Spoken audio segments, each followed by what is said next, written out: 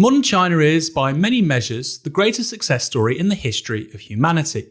According to the World Bank, more than 850 million Chinese have been lifted out of extreme poverty in recent decades, with the country's poverty rate falling from 88% in 1981 to just 0.7% in 2015. Just this year, the country announced they had in fact eliminated extreme poverty, all while posting economic growth and leading the fight against COVID.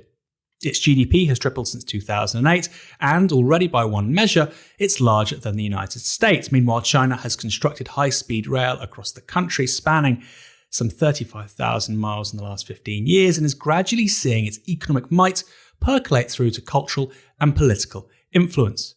In AI, synthetic biology, and renewable technology, it is starting to even take on the best of the West.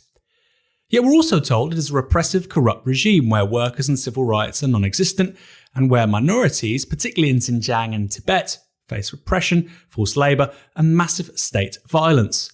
Leading companies like Huawei may be starting to compete with the biggest names in Europe and North America, but they are also, so we're told, a Trojan horse to the Chinese Communist Party to extend its perfidious authoritarian reach. In short, the rise of China is bad news for Democrats and those who care about social justice. So which is it? Joining me to discuss that today is Martin Jacques, author of the best-selling When China Rules the World, The End of the Western World and the Birth of a New Global Order. Martin, welcome to Downstream. Thank you. The book was first published in 2009 as a hardback. 12 years later, does China now rule the world? Can we put a date on it? Was it 2020? Is it going to be 2025, 2030? I don't think we can really. I mean, I never meant the title literally. I just meant it as a sort of, a sort of metaphor, if you like, drawing on a popular proposition, if I rule the world and song and all that kind of thing, to dramatize in a way just the extraordinary rise of China that's been taking place. And I think the world is now, in varying degrees, very aware of this phenomenon. But actually putting a date on, let's say, when will China become, let's say, the most influential country in the world, I'd find that very difficult to, in two senses. One, there's a conceptual argument about what that means. And secondly, then placing a date on that would be equally, if not more, difficult. I would put it like this, that China is already more or less on a par with the United States economically, but it depends how you measure it. But I think probably it's actually already, in terms of its size and reach, has already overtaken the United States. Certainly by primary purchasing power definition of GDP, which I think in this context is definitely the more important measure. And by 2030, China is likely to be something like probably pushing twice the size of the United States. And that's not so far off. That's only, less than a decade away. We can all see as well now, whereas when my book came out, people didn't really know how to think about this, weren't even thinking in this way. But we can also see how China's influence in the world, in all sorts of ways, is growing. And I think that it helps to think of this in a slightly bifurcated way. In the developing world, China's influence has grown apace. And we should always remember that the developing world accounts for 85% of the world's population. So most of the world lives in the developing world. And China rightly still regards itself as primarily a developing country, although parts of it, of course, are already of developed status. In the developing world, China has already overtaken the United States, I think, in terms of certainly its economic influence, I think, but also in terms of certain aspects of political and cultural influence. I mean, China's whole rise has been predicated on the importance of development. This is their word. You don't get this word used in the West, really, but the Chinese emphasize the importance of development. And that's, in a way, what its offer has been to the developing world, development. And so if you look at the figures around the world in terms of Pew statistics and so on, then Africa, for example, China is ahead of the United States in terms of its influence. In East Asia, apart from Japan and South Korea and perhaps Taiwan, basically China is, the ASEAN countries, the 10 Southeast Asian countries, China's much more important in most respects than the United States. And that's home to, about 700 million people, for example. And if you look at the Belt and Road, which is their great sort of development project for Eurasia, this already has, I think, over 100 countries signed up for it. And this is the project to transform the infrastructure of a large part of humanity. So in all these senses, I think China is already has surpassed the United States in terms of its influence. Now, in the developed world, I don't think the situation's different. By the developed world here, I'm essentially referring to what we think of or is usually described as the West. Of course. Clearly, China's influence there is much more limited. And there are a variety of reasons for this. I mean, first of all, China still, compared with the West, has got much poorer living standards. So it's not an exemplar because people don't, people don't think, oh, I'll go, it's not like going to America. You go to America, you used to go to America for opportunity. But this is not really the case in relationship to China as far as the developed world is concerned. So, and there's another problem in Western attitudes towards China, and that is the West has dominated the world for a very long time. And especially in the recent past, let's say around about 2015, 16, Trump elected in 2016, the West, especially the United States, has come to see the rise of China as a threat. So, and there's a great deal of Sinophobia, hostility towards China now in the West as a result of this. If we put it into historic context, how big is the rise of China? Because obviously there's been a passing of the baton amongst the great powers since forever. You can think of the rise of the United States after the 1860s. You can think of the rise of Japan and Germany at the beginning of the 20th century, the ebbing of the British Empire. What's the analogue here? Should we think of the rise of China like the rise of the Netherlands in the 16th century, the rise of the British in the 18th, 19th century, the rise of America? Or is it bigger than all of these, potentially? Well, obviously, the characteristic it shares with these countries is that they rose to some form of prominence, of power, regional or global. And China is doing exactly the same. But China's on a totally different scale. I mean, the nearest comparison is the rise of the United States in the 19th century up until, maybe the middle of the 20th century. But its real dynamism, in a way, was the period up until, you could argue about this, but let's say 1939 for the sake of argument. Now, China is on, a hugely different scale. I mean, its population is 4 times that of the United States. So just by virtue of demographic weight, the rise of China is far more dramatic and far bigger than the American phenomenon. I would describe the rise of China as the most important and remarkable economic development in human history. Is that already the case? Or is that if by 2030 it's twice the size of the US? Or do you think that that's already been accomplished? This is the most important economic development ever already in 2021? It's already the case.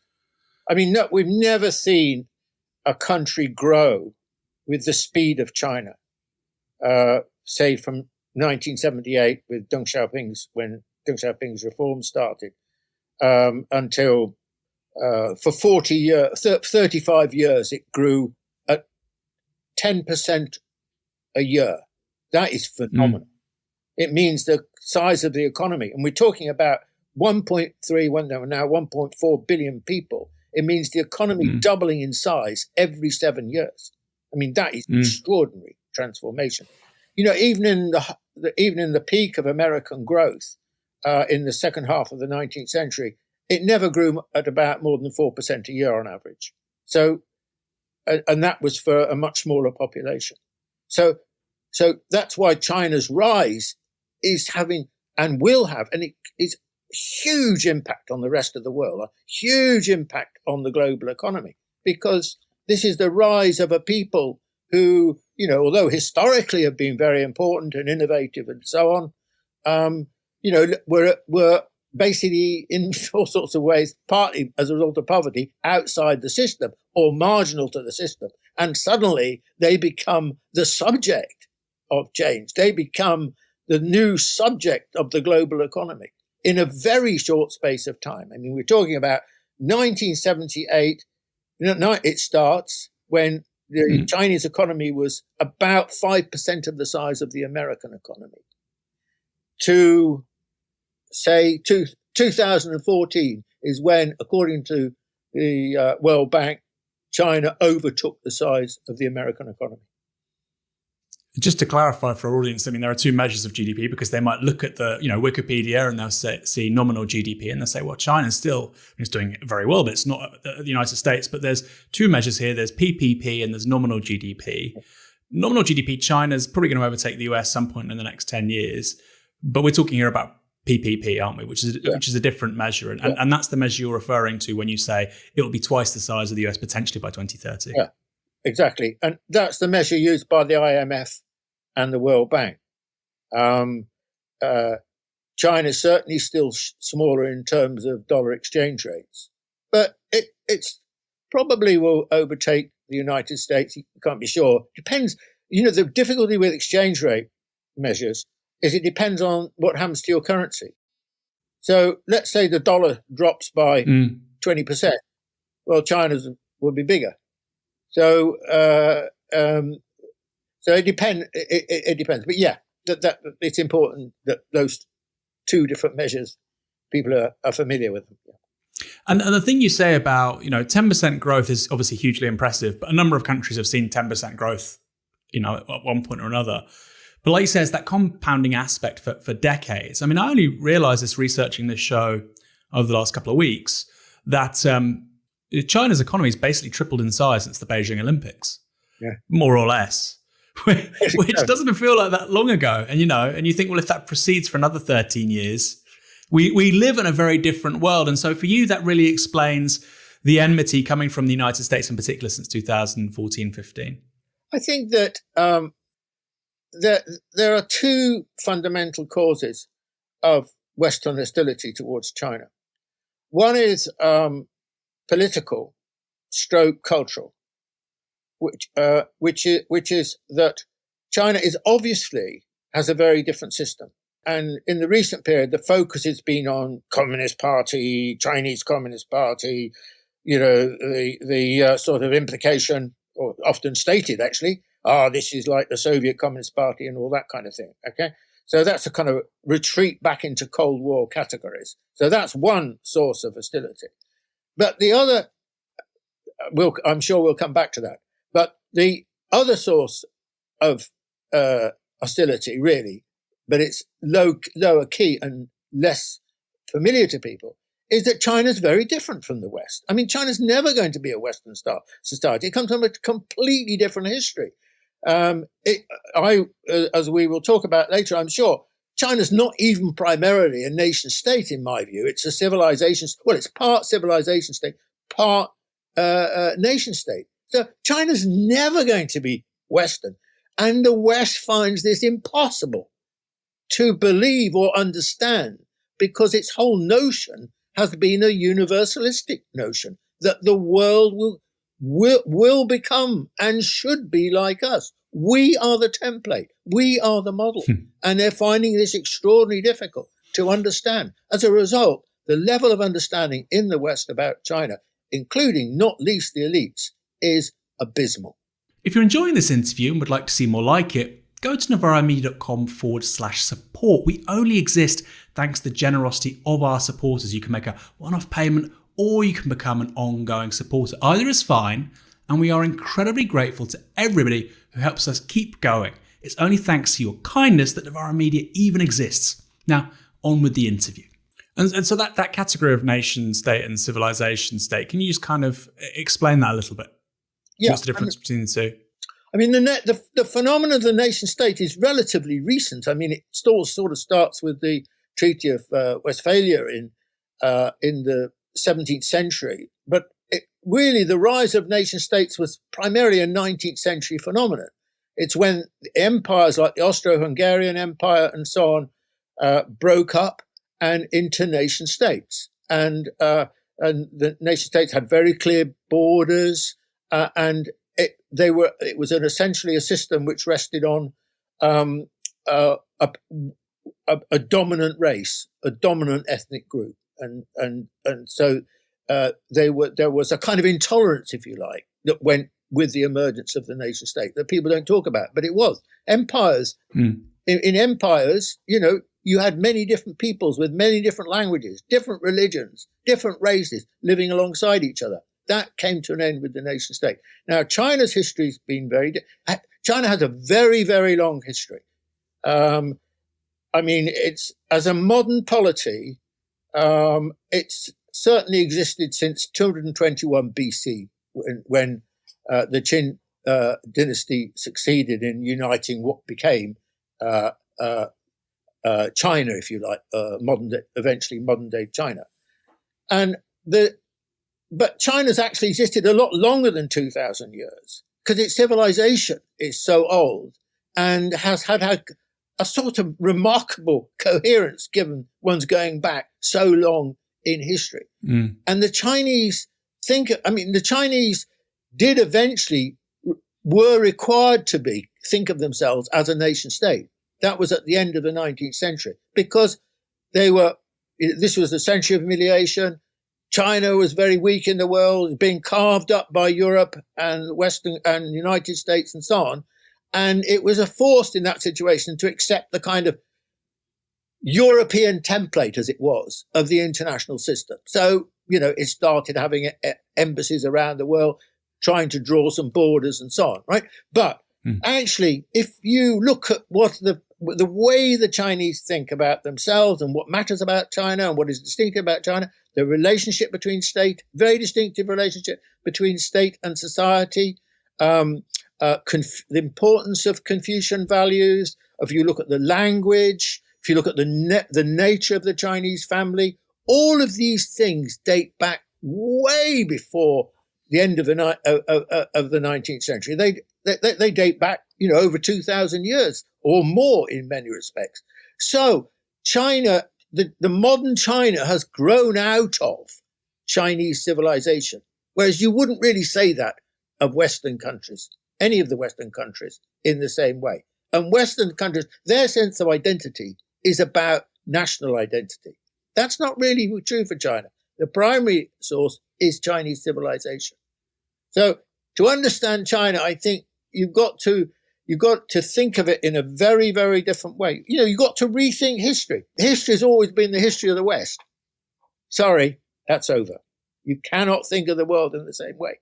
And of course, in the West, we're so ill-equipped because hardly anyone's ever studied in China at all. So they don't know anything about its history. And they easily, it's so easy to say, Communist Party, because we know about that Cold War. Oh, yeah, well, I remember that. So let's think of China in those terms. Yeah. I'm sorry, you just can't make sense of China like that. This is just a kind of chauvinistic ignorance.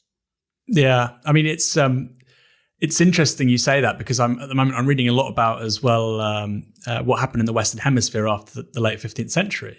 Effectively a genocide of the indigenous people there. Some people say conscious, unconscious, whatever. It was clearly a bit of both. I mean, you don't need to talk about intentionality with the numbers involved. You're looking at maybe 100 million people died.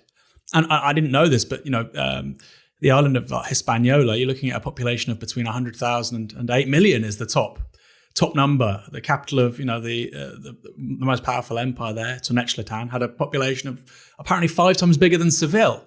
And actually, at the same time as all that's happening, something very similar is existing in China. So you have Zhenghe with these giant ships, far bigger than the ships that Christopher Columbus had, discovering the Americas. And yet, like you say, that's completely absent in Western education. Let's stick with that for a second. I want to come back to the civilization state thing. Do you think that's going to have to become now necessarily a part of kind of the Western curriculum to talk about Chinese history, the history of the Western Hemisphere, non-European histories? Do you think that's inevitable if we want to remain relatively well-informed world citizens, or do you think that will be foreclosed by this chauvinism, as you call it?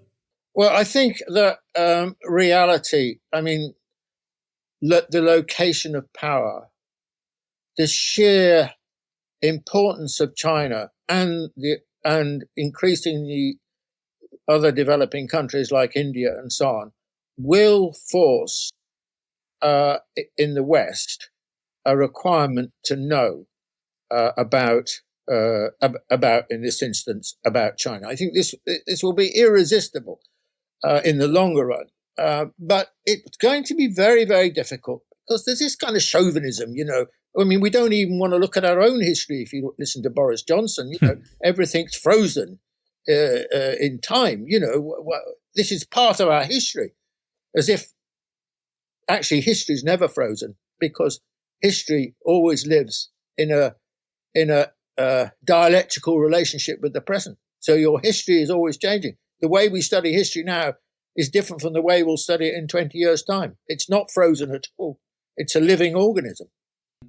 And I think you say about, because you're not just talking about China, you're also talking about, you said, the ASEAN countries, which is this group of countries, including, South Korea, Taiwan, Vietnam, Thailand.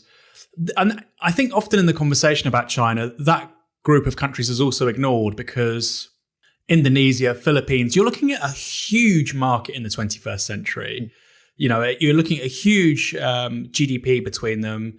You're looking at massive natural resources and so on. And for all of them, China is the biggest trading partner. It's not the United States, it's China. In that conversation of ASEAN, do you think that there's a little bit more of an informed conversation going on, or do you think it's just as ignorant as when they talk about China? I think it's still very ignorant because it's a long way away and we don't have that much to do with these countries. British trade for this is not, and it's not very important for the UK. So, and we don't know, if you asked people, what's ASEAN? They probably wouldn't really be able to tell you. The most they'd be able to say is, it's 10 countries. But but what is ASEAN? What is the nature of ASEAN? You can probably tell me something about the European Union, but can you tell me how ASEAN is similar to and different from the European Union? And I think very few people would be able to give you an answer to that. There are obviously people who study it, or diplomats or academics and so on, but even them, if you listen to them, sometimes are quite ignorant about it. ASEAN, you're right, is in my view, ASEAN is extremely important because actually, modern Chinese diplomacy post-Deng started with ASEAN, in my view. The Chinese made a crucial approach to ASEAN, which was in many ways, very un-Chinese, which was to say, basically, look, let's have a relationship and we'll do it on your terms. We'll use your template. And that was the beginning of ASEAN +1. And then Japan and South Korea came on board a bit later, ASEAN +3.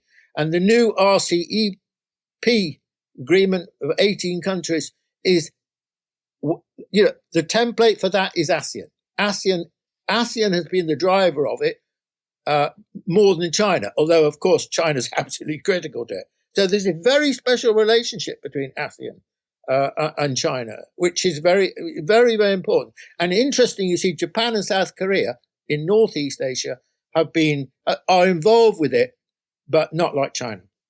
Yeah, it's just huge.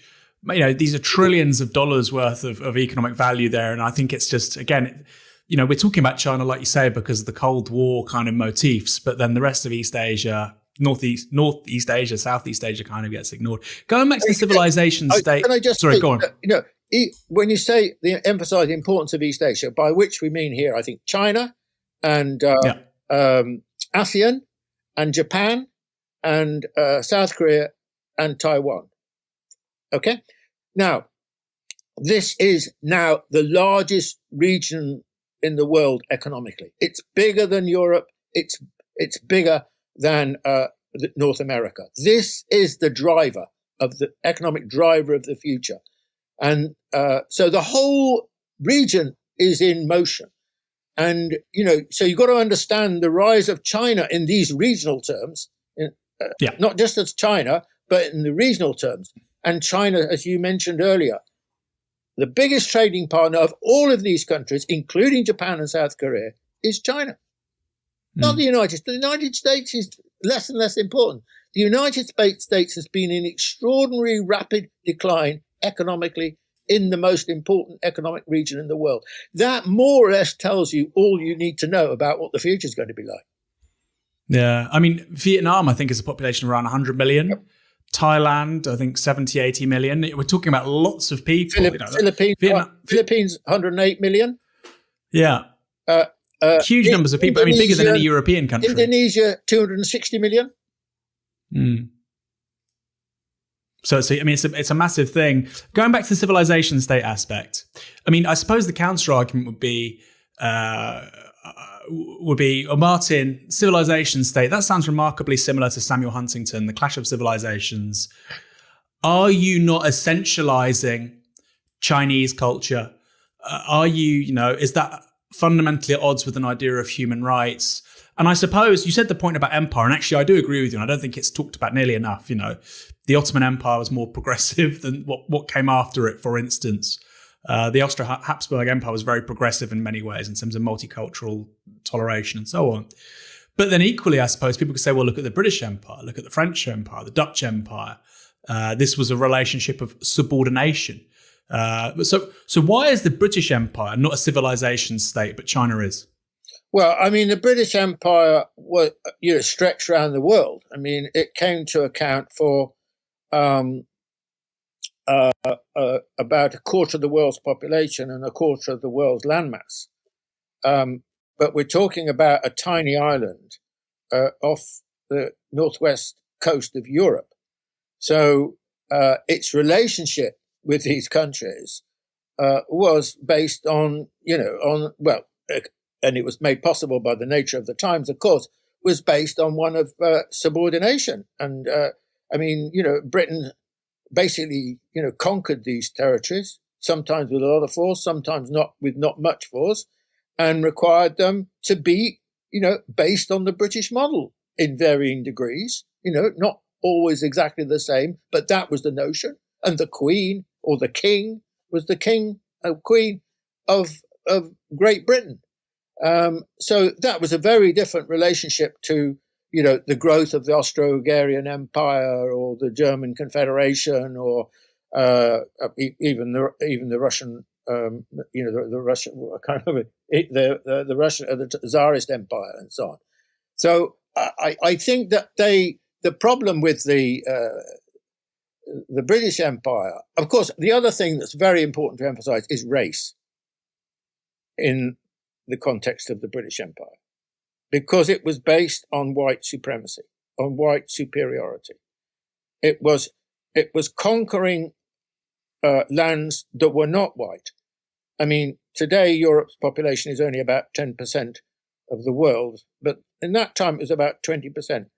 But all the countries of the empire were originally not white. North America was not white. North America had its native population. Likewise, Canada, likewise, Australia, and so on. So I think one of the worst features of empire and it wasn't just the Britain that did it, but we're talking about Britain for the moment, was the way in which the native populations of these countries were, by a combination of extermination and disease, were essentially, it was a supreme act of genocide, wasn't it? I mean, people go on about genocide now, so let's start with the creation of the United States. Let's talk about Australia. I mean, I think that the barbarism involved in Europe's expansion across the world, the British Empire, the French Empire, the Dutch Empire, and so on, is something that we are still to confront in the West. Yeah. I mean, it's that's for another show, but yeah, some of the stories, the Tasmanian genocide, the first kind of documented genocide that we know of, for instance, it's just, you read some of the stories about it, the reduction of an entire population effectively down to 2 people in the end, really, really sad. And like you said, the worst thing of all is, yes, it's history, but it's not been confronted by us and as Europeans particularly. But you said the British Empire is premised on an idea of white supremacy. I think that's inarguable. But again, the counter argument would be, well, this civilization state that you were talking about from China, that itself is based upon a form of racial supremacy, Han supremacy, the Middle Kingdom, the Chinese nation being effectively elevated above all others. Is that a fair analogue, or do you think people are kind of mischaracterizing any similarities? No, I don't think it is a fair. I think it's much more complex what happens. I mean, first of all, you're talking about a continent. You're not talking about another continent. I mean, we're talking about the British Empire. The India, the British India, the United States. They were traveling, crossing across oceans. The expansion of Europe was a global expansion. It wasn't. It wasn't an expansion simply within the European context, which would have been true, for example, of the Austro-Hungarian Empire. So there's this fundamental difference. And I would underline this very strongly, that actually China, unlike Europe, did not seek to expand across the world. It had international system, a relationships, the tributary system, but it was neither military, political. It was primarily economic and to some extent cultural in terms of Confucian values and so on. But it was very different. Whereas, European universalism required the conquest, involved the expansion of Europe across the world and the imposition of its values. The notion of white superiority, the importance of Christianity, the missionary spirit, and so on. That's very, very different from what happened in China. And the second point is this about race. You see, the evolution of the Han is a very complex question, which you see, as a very interesting writer, Wang Hui, a Chinese writer, says, really in the Confucian way, and Confucius was the most important single thinker in Chinese history, I think. The notion of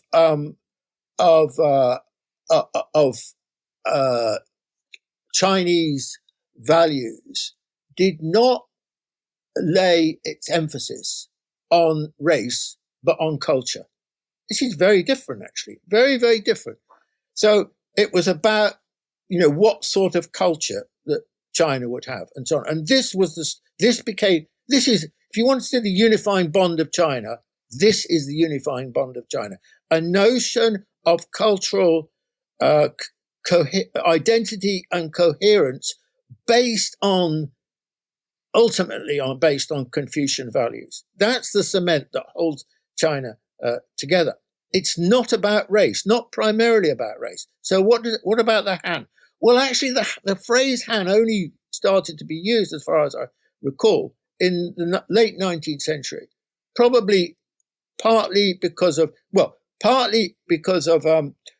Western intervention and carving up of China, and partly because during that period, as China went down, the Qing dynasty started to become more and more popular. And of course, the Qing dynasty was not a Chinese dynasty in the traditional sense. It was a Manchu dynasty. It came from Manchuria. And interestingly, in this context, of the two of the three last dynasties in China were not Han. They were the Yuan, which was essentially Mongolian. Then you had the Ming dynasty, which people have probably heard of, which was Chinese, or Han, or whatever you want to call it. And then you had the Qing dynasty, which eventually fell in 1911. So you got an extraordinary mix, complex, very different from the European or Western traditions taking place here. So today we come to today. So who are the Han? Well, actually, not about 93% of Chinese call themselves Han. Now, of course, that as a racial category is meaningless because, China comes from countless different races. But the historical process of the creation of modern China, very complicated to understand it or really come to terms with it, is a process of the way in which the Chinese acquired an identity. The vast majority of them acquired an identity called Han. Now, there is a part of China which does not regard itself as Han, and that, above all, are the Western regions. Now, the Western regions, we're talking here about Qinghai, and especially for Western audiences, Tibet and Xinjiang province. Now, these were later additions to China. They constitute pushing half the geographical area of China, but they only account for 6% of the population. So if you draw a line down the middle of China, the central and east of China is where the vast majority of Chinese live, and where and to the west are the Western regions. And they were conquered basically in a series of wars, not just involving China, but by the Qing dynasty in the late 17th, early 18th century. Now, in the most clearest example, I think, is Xinjiang and Tibet, which are clearly, apart from the Han populations that live there, which are, let's say, about half the population, the other half are not Han. They don't think of themselves as Han. They're not part of the Han tradition. So the Uyghur, for example, are a Turkic minority, and a lot. Well, they speak Chinese, but a lot don't. A fair number don't really speak Chinese, and likewise the situation in Tibet. So this is a different. One thing you should never do is generalize from Xinjiang to try and understand the rest of China, because it doesn't work. Because historically, that's not the way that China grew and developed, and these were added later, very distinctive in extremely underpopulated area. Remember, Xinjiang accounts for 1/6 of the physical size of China, but only 20 million people in a population of 1.4 billion, and only half of that 20 million are Uyghur. So it's a very, very small group, relatively small group. You're probably asking the question now, well, to what extent is racism a player in attitudes towards the Uyghur and so on? Well, the way I would put it, and I think China has had serious problems with both Tibet and Xinjiang, is that they've been much less developed. I mean, historically, over a long historical period, than the rest of China, even when China was poor. And I think that the Chinese mentality, the vast majority of the Chinese in this context, towards these areas is, well, let's modernize them. Let's, they're essentially pastoral. They need to speak Chinese because they're part of China, and if they don't speak Chinese, how can they do well? It needs to be urbanized. So I think there is quite a strong kind of instrumentalist attitude amongst the Chinese to the modernization of Xinjiang and Tibet. To what extent do you think that would constitute colonialism? And obviously, again, we think of colonialism as something which is overseas, and this is a contiguous landmass.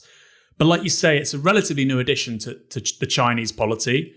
Different religions, Buddhism, Islam, different language in the case of Xinjiang, like you say. That does sound a more powerful cultural linguistic group wanting to develop, assist, raise up the other. That does sound a lot to a European ear like colonialism. Or is that an unfair characterization? I don't think I'd use the term colonial, but I certainly think that sort of sense of, I think there's a patronizing attitude that you find towards these regions because they're much less developed. I mean, it's not that these regions have been economically neglected. Xinjiang has been one of the top growing regions of China over the last 10 years, for example. By the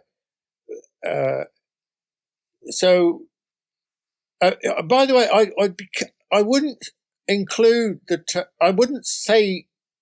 You've got to remember there are a lot of Muslims in China. The Uyghur constitute only quite a small minority of the Muslims in China.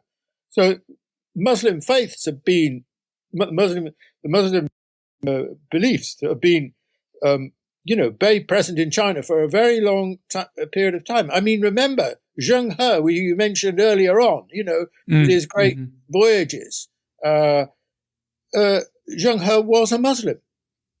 So there's a long, there's a long tradition amongst sections of the Chinese population in the central and eastern China of the Muslim religion. No one normally talks about that. Yeah, and in terms of Xinjiang, I mean, the word genocide's been used quite frequently.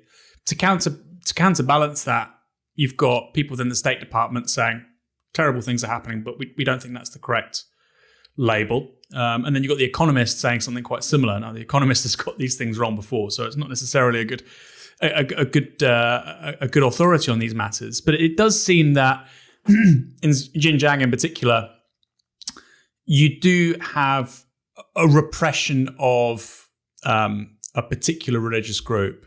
Do you think that's a mischaracterization? For instance, the bulldozing of mosques, or simply the changing of their outward appearance?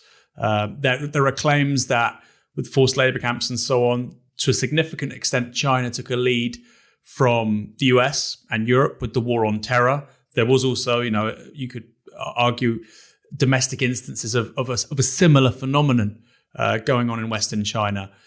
Do you again see that as an unfair analog, or is that correct in so much as the racialization of Muslims in China is actually quite similar to something we see in Europe and North America? Obviously, it's being dealt with more viciously and aggressively. Or do you think, again, that's not quite right?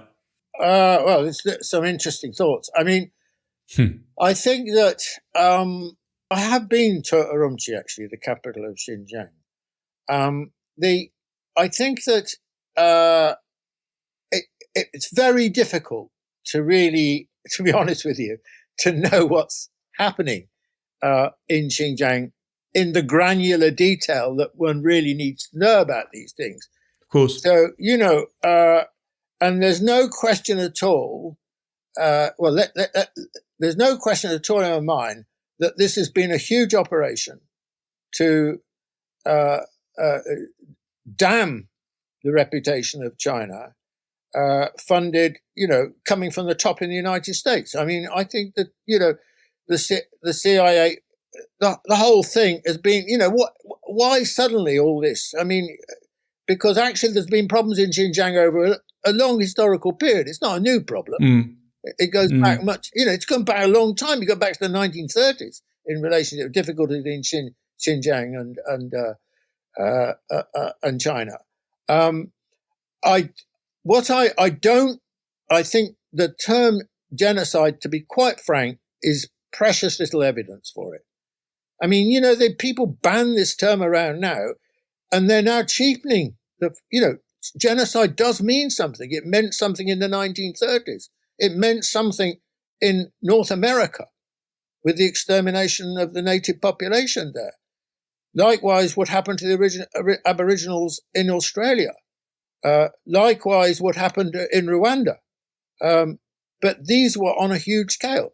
Do I really think that's happening in China, in Xinjiang? No, I don't. I don't think we're talking about genocide. And then people say, well, cultural genocide. Well, we shouldn't use the term genocide for cultural discrimination, because genocide should be granted historically a very special meaning, because it is so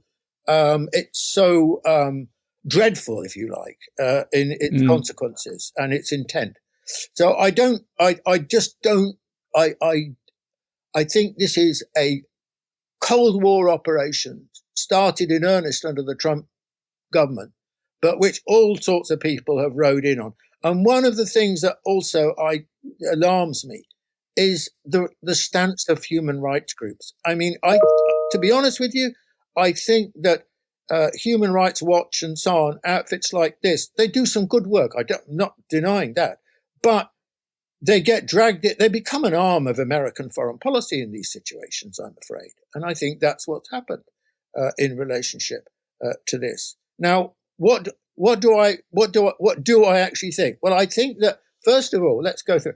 First of all, there is a problem in Xinjiang, and has been over a long period, because a section of the Uyghur do not want to be part of China. It's a small group, but it's an active group, it's a militant group, and it has got a terrorist component to it. And I think that, so the Chinese, now there's no way the Chinese are going to accept separatist movement. I mean, that is not what's happened with China. So they'll be, they even, look at the emphasis they have on the return of the lost territories like Hong Kong and Taiwan. So that's the first problem, that there is that. Second problem linked to that is there's clearly a difficulty in the relationship between part of the Han population in Xinjiang and the Uyghur population.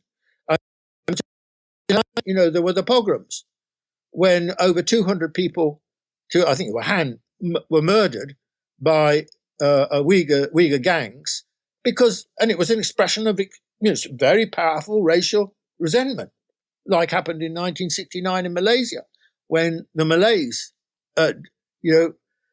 killed a lot of ordinary Malays, killed a lot of ordinary Chinese, who were a substantial minority of the population. So I think that's another component of the problem. Now, the third problem is that the question of different religion, different ethnicity, different language, and a feeling on the part of the Uyghurs that they are not properly respected. And I think I've always thought there is some foundation to this problem. Indeed, Hu Yaobang, who was General Secretary of the Communist Party under Deng Xiaoping, he died just before Tiananmen Square, and he said to the Tibetans, it was in this case, but I think the same problem, more or less, is a parallel problem exists as to Xinjiang up to a point. There's no terrorist problem or separatist problem in Tibet.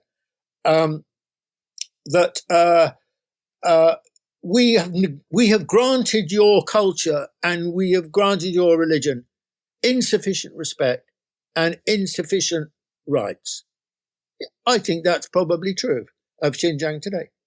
That's still. I mean, when I was in Urumqi, there were so many mosques. I mean, there are many, many, many mosques in Urumqi,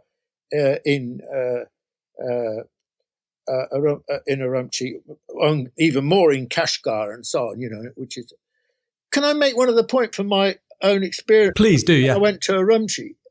in a few years ago. I can't remember what year, but let's say it's about 2015, something like that. And when I was walking around Urumqi, I mean, one thing that really struck me, which did indicate a significant security problem, was that, you got to walk around. It's a very modern city. Glass and steel Chinese city, modern Chinese city. But if you go around a corner, and you'll suddenly see, you see very few police. And then you go around a corner. You never see any policemen in most of China ever. But you go around a corner and there is what we would call like an armed vehicle, an armed personnel vehicle. In most countries, it would be it's the police. But it's an armed police in China. And I saw this several times walking around. You might be in a shopping area, for example. And Right. what it reminded me of was my visits to Belfast in the 1970s. In other words, that speaks to us. There is a serious problem. And there is a terrorist problem. There is a terrorist problem. There's a problem of law and order. There's a terrorist problem. Now, by using the word terrorist, I don't want to deny the Uyghur. I don't want to say all Uyghur are terrorists, because that's nonsense. They're not. But and terrorist groups are, they as in Ireland had, a legitimacy, and so. But that was a really graphic illustration for me that there is an underlying problem of security and order and stability in Xinjiang.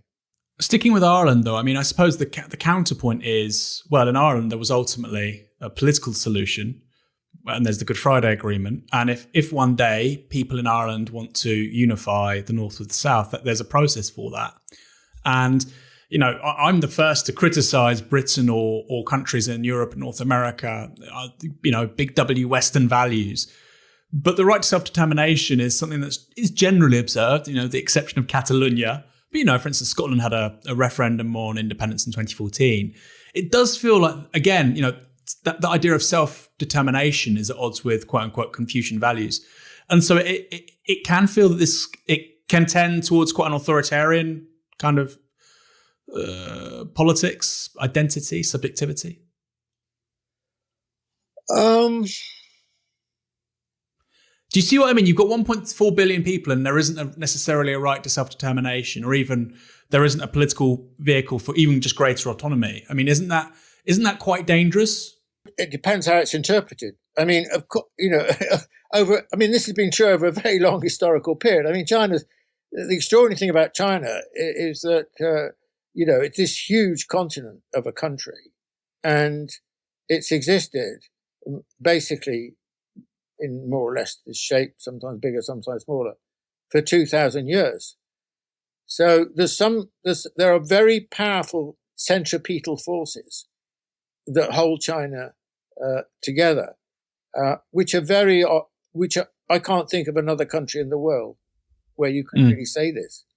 And this has been through thick and thin. I mean, the bad times, like the 19th century, then there were very powerful centrifugal forces, and parts of China were chipped off. I mean, Taiwan, Hong Kong, that's when they went, as a result of foreign invasion, Japanese in the instance of Taiwan, and the British in the instance of Hong Kong. But one way or another, China does exist in this very, basically, given its size, extraordinarily cohesive and centripetal form, despite its size. And I think that I think that's something in the West is very, very difficult for us to understand, because it goes against so much of our own historical grain. And it's not been achieved simply through authoritarian, despotism, etc. That's not true. Let's stick with that. Let's stick with that for a second. The focus is often on dissent. I mean, we just talked about dissent in Xinjiang and Tibet, but there's also a great deal of consent, as you've just talked about there, for the Chinese state.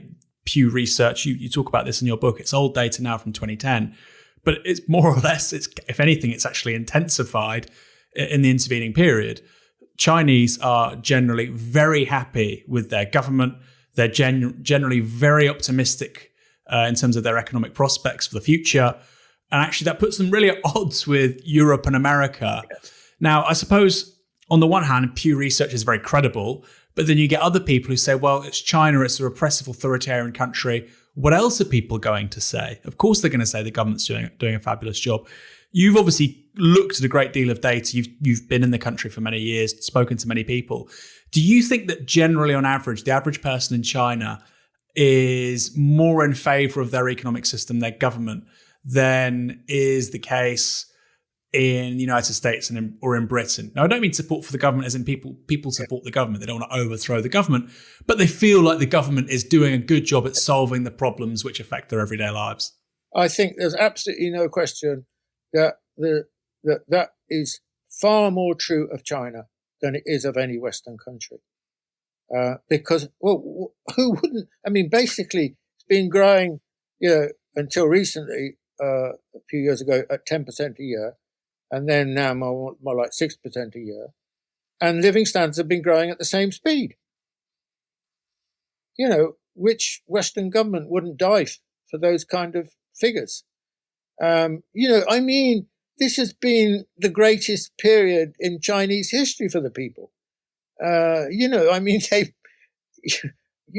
been, it's an absolutely amazing transformation. So, is it surprising that the Pew survey figures or the Harvard stuff say, over 90% of the population is very, very happy with, is very happy with the government, very satisfied with the government. That doesn't mean they like everything about it, but broadly speaking, they're far more supportive and enthusiastic about their government than is the true in the United States or the UK or France or Germany and so on. And this, we've got to come to terms with this. You see, we think that unless these countries like China have a multi-party system and universal suffrage, then they can't be democratic and the people, therefore, can't be happy. And I'm sorry, just open your eyes. I mean, they are very happy with the country. They are very pleased with it. That doesn't mean they don't have their gripes. It doesn't mean that there's things they don't like. Of course, that is true everywhere. But this has been an extraordinarily successful political project, an economic project, a political project, a cultural project.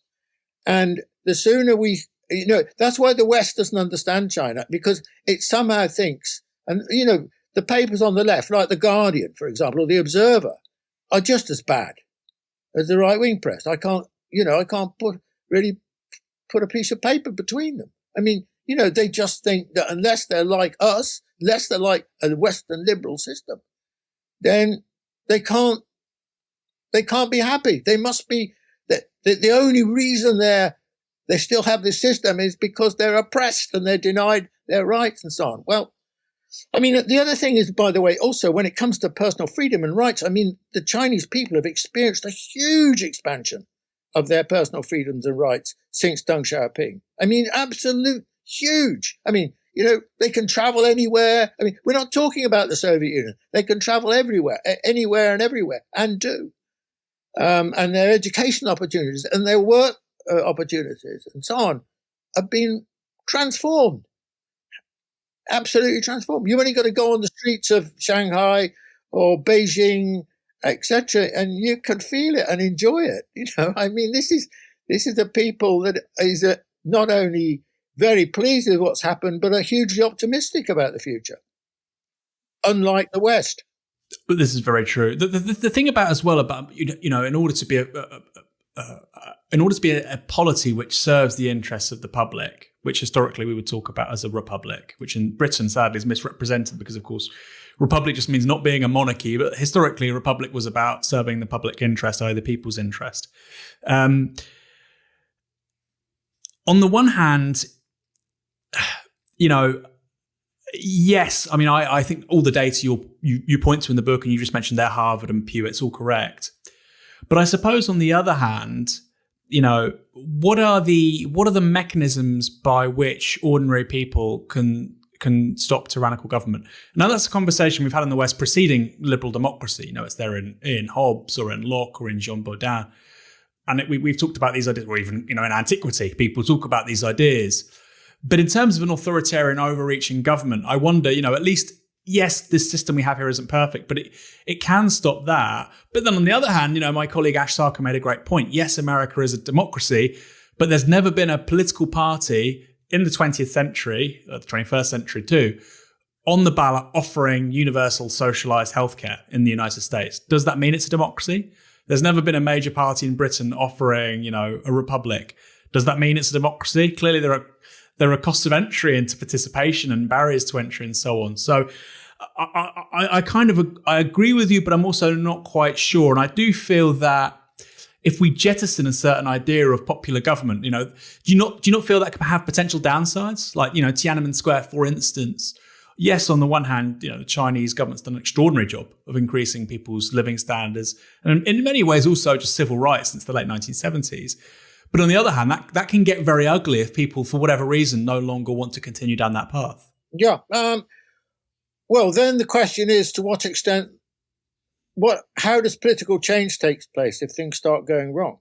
I mean, this is a very important question that you raise. And there was a situation like this in China, and it wasn't, Tiananmen Square was a big moment for them, but not a huge moment.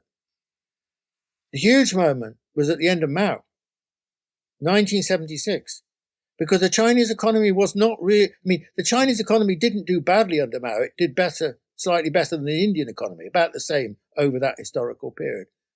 But it was falling behind other East Asian countries, like Japan and South Korea and Taiwan, the early Asian tigers. And beyond a point, the system wasn't really working, with this heavy central planning and so on. And so Deng Xiaoping comes along, and he basically goes in a very different direction. Deng Xiaoping says, come on, China's got to do much better than this. And so he makes two fundamental reforms. One, he redefines Chinese socialism as not just the state and the plan, but also the market. And secondly, he said, until then, China being pretty autarkic, China should be part of the world, should integrate itself. And this was very different, of course, from the long Chinese tradition. So these were two absolutely fundamental shifts. And he said, the future lies, we've got to, people have got to think for themselves. In the Mao system, it was much more, group identity and top-down group, identity. Whereas with Deng, Deng says, and Deng himself was like this, everyone's got to think for themselves. We've got to change society, and the only way you can change society is you, each of you. No, think for yourself, do it. And this was the beginning of the Great Revolution, in a way, in China, which is that this transformation of China has been done by the people. By a brilliant government leadership, I think I would say that for absolute certainty. But the people have done it. And once you have an economy and a society changing as quickly as China's, then the people they're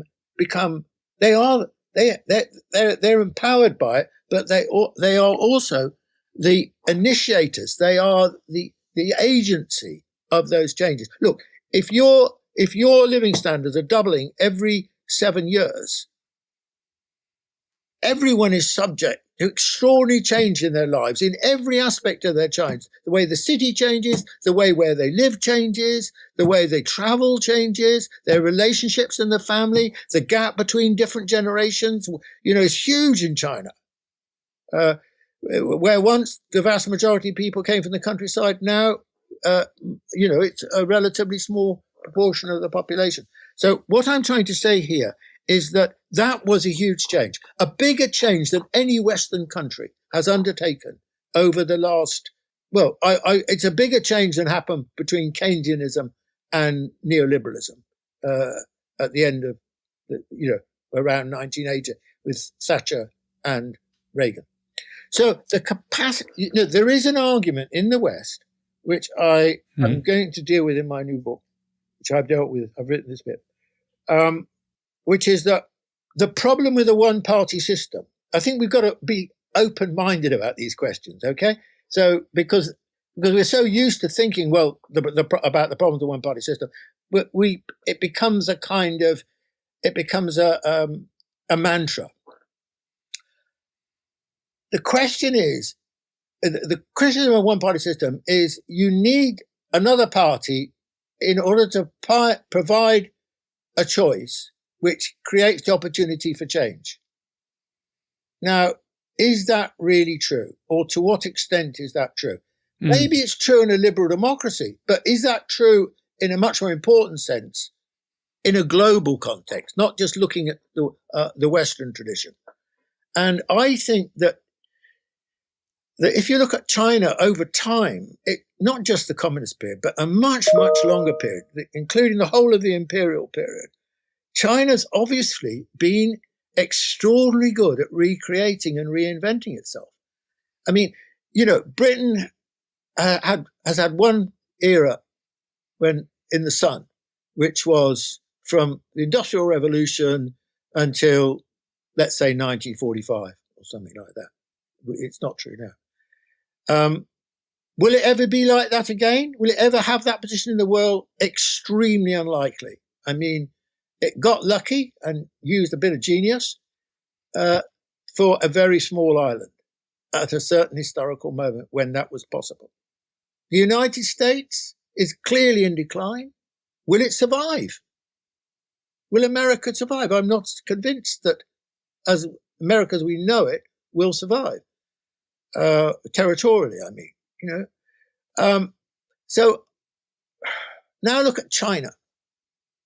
Most countries then have maybe 1-2 periods of global eminency or even preeminence. China, you have the Han, part of the Han period, then you have the Tang period, then in some respects the Song dynasty period, then you have the Ming period, and a bit of the Qing. China's had at least 5 periods in its history where it has been the most advanced or one of the most advanced civilizations in the world. And we are seeing a 6th period now, which is happening under the Chinese Communist Party. So China as a culture is very capable of reinventing itself. Now, why? I'm not going to go into that now, but this is a very important and interesting historical question. But the Westerners don't think like this. We have such a short-term mentality. We think, democracy is an issue for now. Oh, no, wait a minute. We're talking about the capacity of a political leadership in a country to steer a country successfully over a long historical period, or the institutional framework and the culture which enables that. So China has great strength. We should probably leave on that note, because I think it's a very counterintuitive point, but I think it's pretty compelling the way you say it, that actually rather than China being incapable of adaptation, we're seeing it being perhaps one of the most adaptable countries in the world in recent decades, but also looking back over the broader sweep of history. Martin, we'll leave it there. You mentioned briefly a new book. When do you hope to have that published? I should think it will be probably 2023, because 2023. It's a big book. Because like the last one, but probably a bit longer. Wow. Well, we'll get you on in 2023 for that. Thank you. Okay. Well, thanks for joining us, Martin. Have a good day. Thank you, Aaron. Thank you. Thanks. Bye. I've enjoyed our chat very much. Yeah, it was great fun.